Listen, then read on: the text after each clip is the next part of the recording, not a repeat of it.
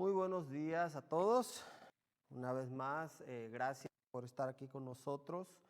En Venture en español, aquí con la iglesia Chandler Acres. Nosotros pues estamos localizados en la ciudad de Bellevue, entre la calle 35, 36, Harrison y Chandler Acres Drive. En cualquier momento que quieran la dirección, nosotros se las podemos brindar. Pueden venir a visitarnos aquí en persona o, como varios de ustedes están haciendo, seguir mirando nuestros mensajes a través de Facebook o en nuestra página web chandler.online.church. Ahí pueden encontrar nuestros mensajes y pueden mirar en vivo. Bueno, los que nos han estado acompañando, tal vez han estado mirando esta manzanita, ahí el fondo verde. En realidad, el símbolo de la manzana representa el pecado, aunque en Génesis leemos que los primeros seres humanos, los primeros seres que Dios creó, pues comieron un fruto, ¿ok? Con la tradición, pues se ha ido pasando que fue una manzana y hoy en día, pues casi todo mundo tiene en su mentalidad la idea de que Adán y Eva comieron una manzana, pero la Biblia no especifica qué fruto fue. Sin embargo, quise adoptar la imagen de la manzana como fondo para este tema, solo para pecadores. Ahora, el mensaje de Dios es para todo el mundo, ¿verdad? Sin embargo, siempre vamos a ver gente, vamos a encontrar gente allá afuera que van a decir: yo soy una persona buena, yo no me considero un pecador. Pecadores son aquellos que están en la cárcel, aquellos que asesinaron, aquellos que han robado, aquellos que han violado. Siempre, por lo general, nosotros etiquetamos esas personas que han cometido delitos inimaginables o inaceptables como pecadores. Los etiquetamos como lo peor del mundo. Pero déjame decirte una cosa. Desde el primer pecado que se cometió en el planeta Tierra, que fue la desobediencia de Adán y Eva, desde ese entonces todos, absolutamente todos los descendientes, estamos etiquetados como pecadores. Todos. Si has matado o no has matado, si has robado o no has robado, si has violado o no has violado, en la lista de Dios nosotros estamos como pecadores. De hecho, durante estas semanas, estos domingos que hemos estado hablando, he estado compartiendo versículos de la Biblia en donde comprueba que nosotros, la humanidad, ante los ojos de Dios, somos vistos como los peores pecadores, ¿ok? De hecho, ya Dios había condenado este planeta. El domingo pasado leímos parte sobre la historia de Noé y el diluvio y el arca que fue creada exactamente para que todo aquel que buscara una segunda oportunidad fuera salvo. Sin embargo, solamente la familia de Noé y algunas especies de animales fueron los únicos que sobrevivieron el diluvio, y de ahí la familia de Noé se encargó de que la especie humana siguiera multiplicándose hasta el día de hoy. Pero nosotros desde ese primer día, desde la primera desobediencia del ser humano a Dios, fuimos condenados a desaparecer de la faz de la tierra. Entonces, claro que con el tiempo la humanidad ha ido poniendo sus propias regulaciones, algunas basadas en la palabra de Dios, algunas simplemente porque la humanidad ha creado leyes que los mismos humanos tenemos que seguir, y si rompemos esas leyes, pues hay consecuencias, ¿verdad? Hay multas, hay sanciones, pero la mayor sanción para el ser humano es la desobediencia hacia Dios, ¿ok?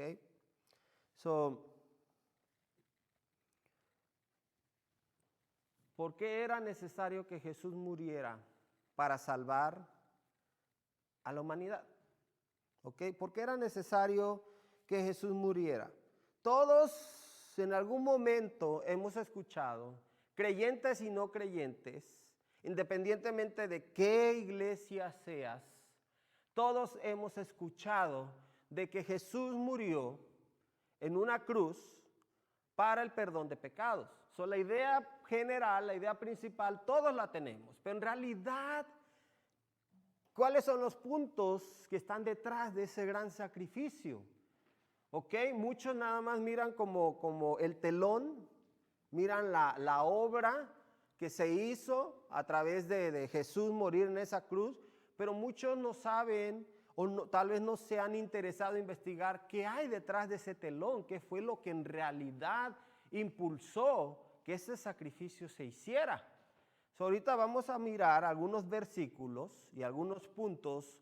Créeme que la Biblia te va a dar innumerables puntos que comprueban y respaldan el sacrificio de Jesús. Pero ahorita, a causa del tiempo, vamos a tocar solamente unos cuantos, o al menos lo que yo considero que son fáciles de entender y a la vez muy completos para poder digerir. So, era necesario que Jesús muriera para derrotar el imperio de la muerte. Muchos escuchan eso del imperio de la muerte, se escucha así como muy ciencia ficción, como muy de película. Pero en realidad la muerte tiene su propio imperio, ¿ok? Tiene su propio reino. Y no estoy hablando específicamente o exclusivamente a la idea de la muerte que varios tenemos, específicamente si somos de México. Lo primero que escuchamos o que se nos viene a la mente cuando escuchamos la muerte, se nos viene la Catrina, el típico esqueleto ahí vestido. Algunos tal vez se les viene la imagen de Corante, que viene siendo una persona encapuchada así de negro con la hoz. Cuando escuchamos de muerte se nos pueden venir muchas ideas, pero en realidad la muerte y la Biblia lo describe como un ángel, ¿ok? Un ángel. Y cuando hablamos de la palabra ángel, cuando se nos viene a la mente, pues estos seres alados, estos seres hermosos, créanme que muchas veces, si nos dejamos llevar a lo que se describe allá afuera, lo que la cultura típicamente nos muestra, muchas veces no es lo que la Biblia nos muestra. Por eso yo los invito que indaguen, escudriñen la Biblia para que se den cuenta de muchas verdades que ignoramos. La muerte reinó desde que Adán y Eva desobedecieron.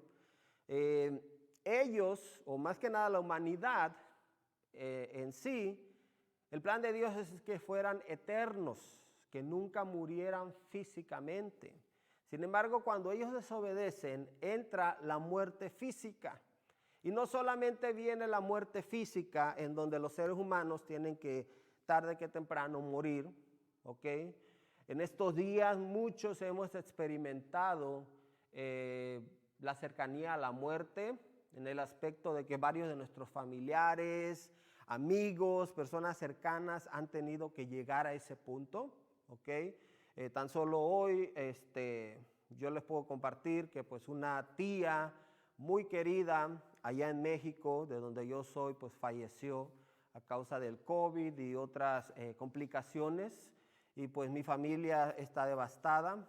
Tan solo mi abuelo también en diciembre falleció por otras circunstancias, pero pues falleció, tuvo que experimentar la muerte. Entonces el plan de Dios no era eso. El plan de Dios no era de que la humanidad viera la muerte en algún momento, sino que fuéramos eternos. Pero el pecado vino y trajo eso, y el imperio de la muerte, o sea, el gobierno, el reinado de la muerte, hasta la fecha, ahí está, ¿verdad?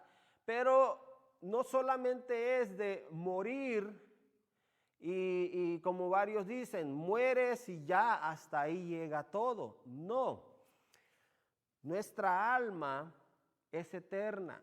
Muchos no quieren creer y en este mensaje no voy a entrar de lleno en ese tema, pero el ser humano, cada ser humano tiene un alma y el alma es eterna. Esa vive para siempre. El cuerpo, lo que es el físico, la carne, esa tiene que morir tarde que temprano, pero el alma no. Entonces, si el alma no muere, muchos dicen, pues, ¿dónde anda? Muchos piensan que anda vagando, anda el fantasma por ahí de la persona. En realidad, la muerte espiritual, que la Biblia habla también específicamente de eso, es la separación eterna de esa alma y de Dios. De ahí podemos entrar a más detalles y hablar sobre el tormento eterno y el lugar de tormentos y el infierno y todas esas cosas que muchas veces la gente no quiere creer o no quiere simplemente escuchar. Pero no voy a entrar de lleno tampoco a ese tema. Esa es otra predicación que les estoy preparando. Independientemente de en dónde pueda pasar esa alma a su eternidad, a mí lo que más me atormenta es pensar que yo pueda pasar una eternidad lejos de Dios. Porque yo quiero estar con Dios. Mi fin, mi esperanza, mi fe es estar eternamente con mi Creador. ¿Ok? Pero a causa del pecado, yo ya estoy destinado a no estarlo. Tal vez varios van a decir, ¿y por qué yo tengo que pagar los platos rotos? Porque si Adán y Eva fueron los que cometieron ese error, ese pecado, ¿por qué todos nosotros los descendientes tenemos que pagar eso? Es que no solamente ahí para la cosa, sino que la maldad siguió creciendo. Hubo muy pocas personas como Noé que creyeron en Dios y en medio de una comunidad llena de maldad, fueron muy pocos los que llamaron la atención de Dios y que pudieron demostrar que sí querían seguir una vida cerca o de la mano de Dios. Pero la maldad fue creciendo más y más y más, a tal grado de que Dios dijo, ya estoy cansado de ustedes, estoy cansado de la humanidad, porque lo único que piensan es maldad, maldad y maldad. Si tal vez Dios por algún momento tuvo en su mente el querer pasarle a Adán y Eva ese error, al mirar que lo único que la humanidad se entretenía, era ya como un deporte prácticamente, era realizar maldad. Entonces Dios dijo, no, alguien tiene que hacer algo. Y la semana pasada yo estuve diciendo que llegó un momento en que Dios dijo, los seres humanos no se van a redimir por sí solos, los seres humanos no tienen ninguna oportunidad de redimirse o salvarse por sí solos. Así que voy a tener que ir yo y poner orden. Y es lo que hizo. Él nació como ser humano, vino, vivió en una familia humilde, creció como hombre, creció con todas las necesidades que cualquier hombre pudo haber tenido y sigue teniendo. Creció en una sociedad que trataba de buscar a Dios, pero que estaba súper lejos de Dios. Creció en una comunidad que estaba siendo subyugada por tiranos, prácticamente por un gobierno ambicioso. Él tuvo que pasar por todo eso y aún así su plan llegó hasta la perfección, que fue morir y resucitar para poder traerle salvación a la humanidad. Y claro, estoy hablando de Jesucristo, ¿verdad? Eso era necesario que Él muriera para derrotar el imperio de la muerte. Dice ahí en Hebreos capítulo 2, Dice, por tanto, ya que ellos son de carne y hueso, él también compartió esa naturaleza humana para anular mediante la muerte al que tenía el dominio de la muerte, es decir, al diablo, y librar a todos los que por temor a la muerte estaban sometidos a esclavitud durante toda la vida. ¿Ok? Cuando hablamos aquí del diablo, este personaje que odia a Dios y todo lo que Dios ama prácticamente, muchos cuando escuchan este nombre, este sujeto, se les viene a la mente tal vez esta persona con cuernos, todo coloradito, todo rojito, pero si ustedes indagan en la Biblia, se van a dar cuenta cómo en realidad el diablo luce, ¿ok? Pero no vamos a hablar tampoco de él. Pero lo que sí aquí el verso en Hebreos, en la carta a los Hebreos, nos está diciendo que este sujeto era quien mantenía esclavizada a la humanidad a través de la muerte y a través del miedo. Y lógico, nadie quiere morir, ¿verdad? Cuando hablamos de muerte, como que a varios se les pone la piel de gallina, no, como que no les gusta la idea, pero pues es algo que todos vamos a enfrentar tarde que temprano.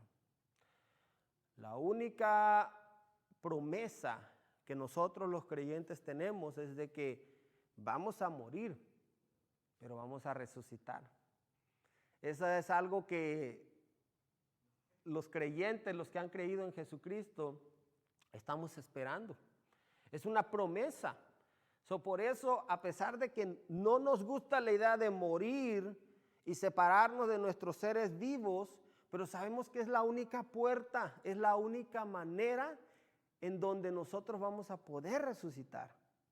Tenemos que morir para poder resucitar, y no solamente resucitar y estar en el aire, sino resucitar y estar no un día, ni un año, ni un siglo, ni un milenio, sino una eternidad con Cristo Jesús, con Dios Padre, con Dios Espíritu Santo y con todos aquellos que también creyeron en esta promesa.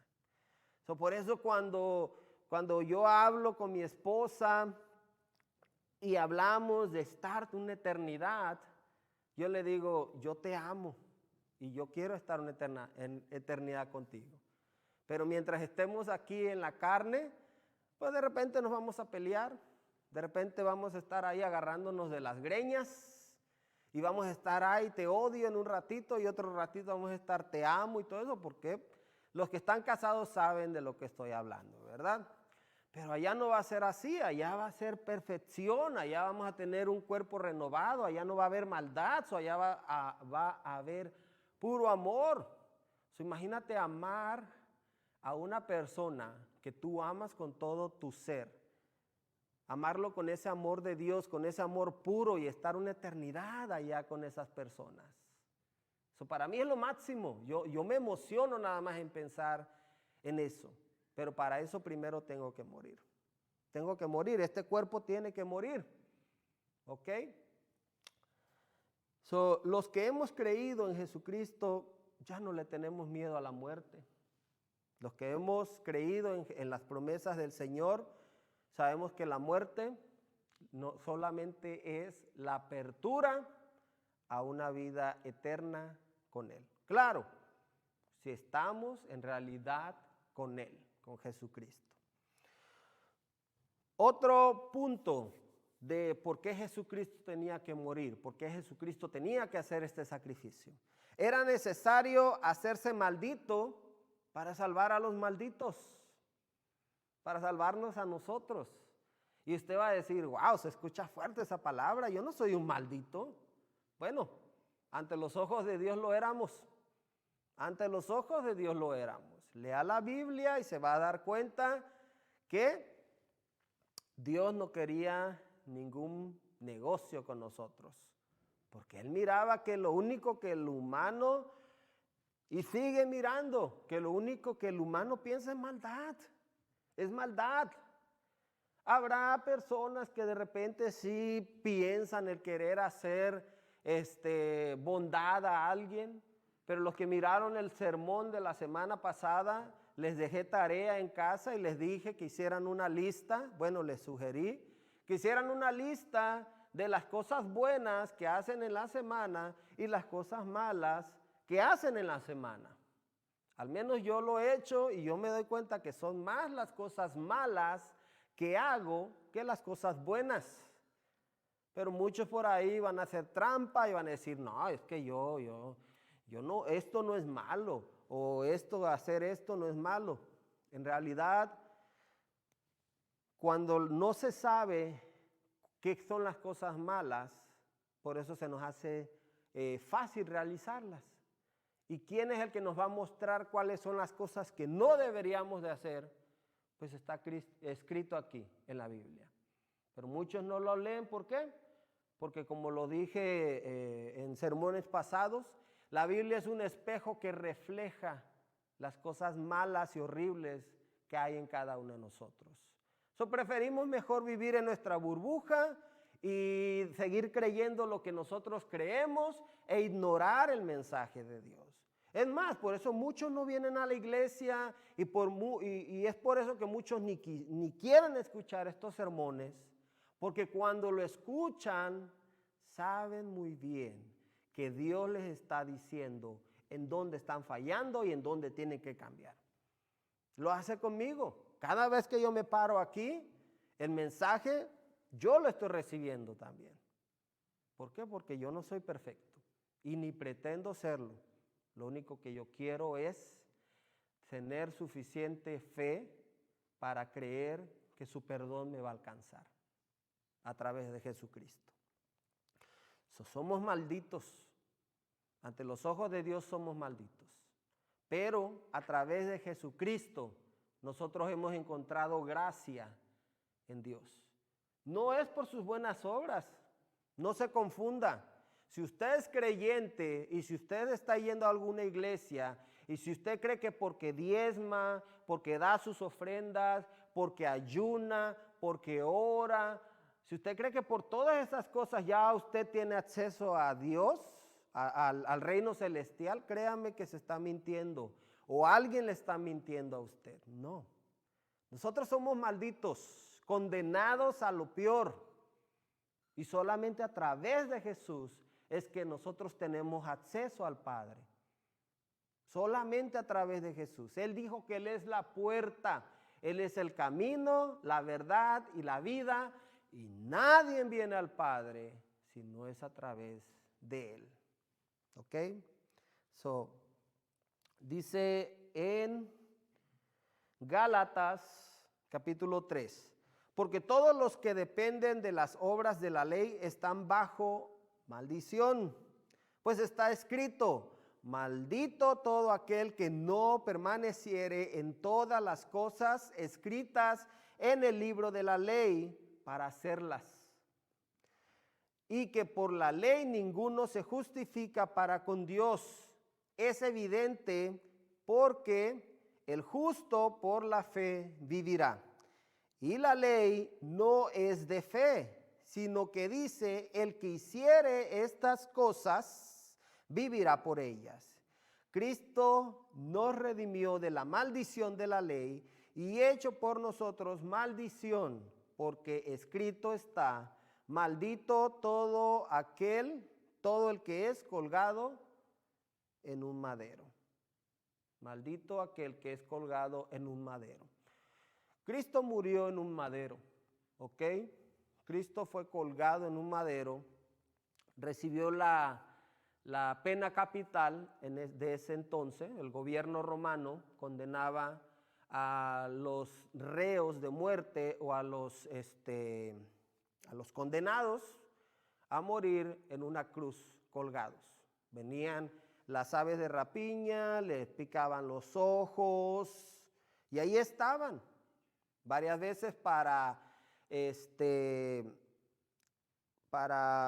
cortar su sufrimiento, entre comillas. Venían y les quebraban las piernas para ver si ya de una vez moría esa persona y no estuviera sufriendo por tantos días colgados, ¿verdad? A Jesucristo no tuvieron que quebrarle las piernas, ni un solo hueso fue roto, pero Él falleció en unas cuantas horas. Ya después, al tercer día, resucitó, ¿verdad? Pero Él se hizo maldición por nosotros. Él, siendo Dios, Dios encarnado, y esto ya lo dije la semana pasada, dejó su gloria, dejó su trono, dejó su corona, dejó su título para venir y agarrar el título de maldito. Póngase a pensar, usted y yo teníamos que estar ahí. Cada uno de nosotros teníamos que pagar por nuestras deudas. Cada uno de nosotros teníamos que morir y decirle a Dios, ¿sabes qué, Dios? Yo soy un maldito y por eso tengo que morir, porque de esa forma yo voy a mostrar justicia. Por eso es como la justicia se iba a completar, poniéndome yo en el lugar que me correspondía. Pero nadie lo quiere hacer, ¿verdad? Nadie lo quiere hacer. Por eso es que alguien tenía que hacerlo. Y ese fue Dios mismo, Dios encarnado. Jesucristo vino, tomó ese lugar que usted tenía que tomar y se hizo maldición. Porque aquí les está diciendo el apóstol Pablo, si tú crees que a través de tus obras, al cumplir la ley, te ibas a salvar, te equivocas. Porque la ley no se realizó para que tú te salvaras. La ley se cumplió para demostrarte que tú nunca vas a poder cumplirla. Nunca, nunca, nunca vamos a poder ser salvos cumpliendo la ley. No. Por eso era necesario que Él tomara ese lugar. Otro punto, Jesucristo era necesario que muriera para pagar el precio del pecado. La semana pasada hablábamos de que el precio del pecado es la muerte, la paga del pecado es la muerte. So, Él tenía que morir para satisfacer ese precio. ¿Ok? Fue un precio muy alto. Dice en Primera de Juan, capítulo 4, en esto consiste el amor, no en que nosotros hayamos amado a Dios, sino que Él nos amó y envió a su Hijo para que fuera ofrecido como sacrificio por el perdón de nuestros pecados. Y en Romanos capítulo 3 dice, Dios lo ofreció como un sacrificio de expiación, que se recibe por la fe en su sangre, para así demostrar su justicia. Anteriormente, en su paciencia, Dios había pasado por alto los pecados. Pero a través de Jesús fue como nuestra deuda ante Dios fue saldada. Con su sangre. Él tenía que derramar su sangre. ¿Cuál es el valor de la sangre? Porque muchos dicen, ¿por qué tenía que derramar su sangre? Era necesario que se derramara una sangre pura y limpia. No cualquier sangre. Siglos atrás, los israelitas, los judíos, acostumbraban a hacer estos sacrificios en donde traían el animal, el becerro más puro, más limpio, más perfecto que encontraban de toda esa tierra para ser sacrificado. Y la sangre que se derramaba de ese animalito era rociada para purificar el templo, en señal de que se limpiaba. Y ya un sacerdote, que era el sumo sacerdote, el supremo sacerdote, entraba a un lugar en donde él podía entrar una sola vez al año, en la Pascua, y derramaba esa sangre en ese lugar como señal de que esa sangre iba a cubrir, no borrar, cubrir los pecados de toda la nación por un año. Y eso se hacía año tras año tras año. Si ustedes lo leen en la Biblia, Ahí pueden ver. Y eso hacía que ese simbolismo, esa sangre de ese animalito, Dios la mirara y dijera, ok, voy a perdonar los pecados de esta nación por este año. Pero los judíos dejaron de hacer esos sacrificios por otras circunstancias que pasaron y Dios dijo, no, ya me cansé de cada año sangre y sangre y sangre de animal y la humanidad simplemente no entiende el significado de esto. No es de que Dios quería galones de sangre de animal. Lo que Dios quería es que la gente entendiera de que el pecado tenía que parar, de que Él ya estaba cansado de mirar a la gente realizando maldad. Él ya estaba harto de todo eso y la gente no lo captaba, no captaba el símbolo, no captaba la idea original de esos sacrificios. Me imagino que en esa misma noche se hacía el sacrificio y todo eso y ya la gente al rato decía, oh, ya Dios me perdonó mis pecados, voy a ir a fornicar, voy a ir a matar, voy a ir a robar. De todos modos Dios ya perdonó mis pecados por este año. Y si vuelvo a cometer algo, matamos otro animal y ya. No, ese no era el punto. El punto es de que la gente tenía que entender que Dios estaba harto de maldad y que de alguna manera Él tenía que prácticamente cerrar sus ojos. Cerrar sus ojos y decir, no veo toda esta maldad que puede suceder. Pero era tanta la maldad que no. Dios dijo, tengo que hacer algo. Y fue cuando mandó a su Hijo. Es cuando mandó a Jesucristo. Por eso era que tenía que derramarse esta sangre. La sangre de un inocente. La sangre de una persona sin pecado. Dice ahí en Hebreos 9.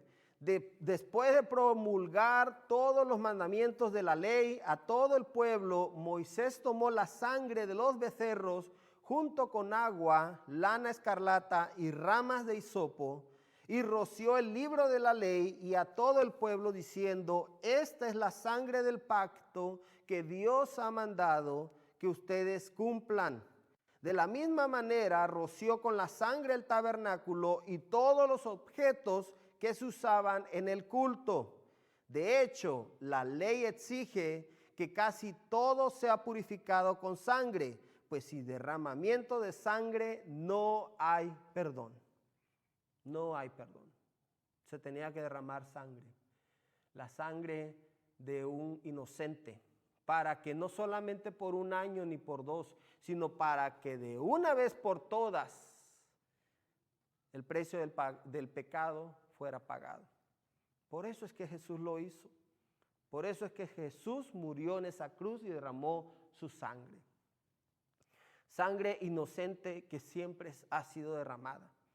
Dice, la sangre de Abel demanda justicia y venganza. La sangre de Jesús demanda justificación y perdón. ¿Por qué hablo aquí de Abel? Fue la primera sangre que fue derramada, la primera sangre inocente que fue derramada en esta humanidad. Abel, Caín y Abel. Tal vez algunos han leído o han escuchado por ahí distantemente la historia de estos dos hermanos. Uno trabajó la tierra, el otro era pastor de animales. Y cuando se presentaron ante Dios, cada uno trajo sacrificio o ofrenda ante Dios de lo que ellos hacían, ¿verdad? Abel trajo ofrendas de vegetales, frutos, de lo que había cosechado de la tierra. Caín dice ahí que trajo un sacrificio, un animalito. Sin embargo, Dios miró con agrado el sacrificio o la ofrenda que había traído Abel, pero la de Caín como que no le gustó mucho. Entonces, ¿qué fue lo que pasó? Caín se enojó, se llenó de envidia. Invitó a su hermano a que fueran por allá a pasear en un lugar solo y mató a su propio hermano por envidia. Y pensó que Dios no se iba a dar cuenta. Sin embargo, dice la Biblia que la sangre derramada de Abel le hablaba a Dios. Tal vez no literalmente, pero Dios miró todo ese acto, todo eso que sucedió. Esa sangre nunca fue juzgada. Caín, de hecho, no tuvo un juicio, no tuvo un tribunal, sino que al contrario, Caín le dice a Dios, si la gente se da cuenta de lo que yo hice, van a quererme matar, van a quererme linchar. Y Dios le dijo, no, yo voy a poner un sello en tu frente que cualquiera que te mire va a saber que si te mata o te hace algo, les va a pasar lo mismo a ellos. Yo me pongo a pensar que a lo mejor Dios lo que quería evitar es que fuera más sangre derramada. Y aún así no lo evitó, ¿verdad? Pero Caín no fue juzgado. Al menos aquí en la tierra ningún tribunal lo juzgó por asesinar a su hermano. Desde ese entonces la sangre de Abel que fue derramada en la tierra ha exigido justicia y venganza. Pero vino Jesús y Jesús derramó su sangre. Y la sangre de Jesús lo único que demanda es justificación y perdón. La sangre de Jesús, dice la Biblia ahí, en Hebreos capítulo 12, a Jesús, el mediador de un nuevo pacto, y la sangre rociada que habla con más fuerza que la de Abel. Es cierto, Abel fue un inocente que fue asesinado nada más por la envidia de su hermano. Y aún así nadie le hizo justicia. Pero la sangre de Jesús, sangre que fue derramada voluntariamente, habla más fuerte que la sangre de Abel. Y esa sangre que fue derramada, la sangre de Jesús, hoy en día es la que dice, aquí estoy para limpiar tus pecados. No solo cubrirlos, sino para limpiarlos ante Dios y calmar la ira de Dios por todo lo que hemos hecho. Eso depende de ti. Queda de ti si tú quieres aceptar el perdón de Dios. Jesús murió por amor a la humanidad. ¿Quieres aceptar ese sacrificio? Simplemente clámale. Invoca su nombre. Ahí donde estás, tú puedes decirle, Jesús, soy un pecador. He cometido muchos errores. Quiero empezar una vida contigo. Solamente que tú quieras. ¿Ok? En este momento yo te voy a invitar que si estás mirando ahí en línea o si estás aquí, que cierres tus ojos y medita en este momento. ¿En verdad necesito el perdón de Dios? ¿En verdad necesito que la sangre de Jesús me limpie? Y si tú crees que en tu corazón, que en realidad necesitas eso, en este momento yo te pido que ores conmigo. Padre, en el nombre de Jesús, reconocemos que somos pecadores, reconocemos que hemos fallado y te hemos fallado una y otra y otra y otra vez. Y tal vez seguiremos fallándote mientras estemos en esta condición física. Pero reconocemos que a través de Jesús podemos obtener perdón y también recibir la vida eterna. Yo te doy gracias por haber mandado a tu Hijo a morir en esa cruz en donde yo tenía que morir. Muchas gracias por tu amor. Gracias por amarme tanto, Señor. Perdóname, perdóname, Jesús. Perdóname y límpiame, Señor. Amén.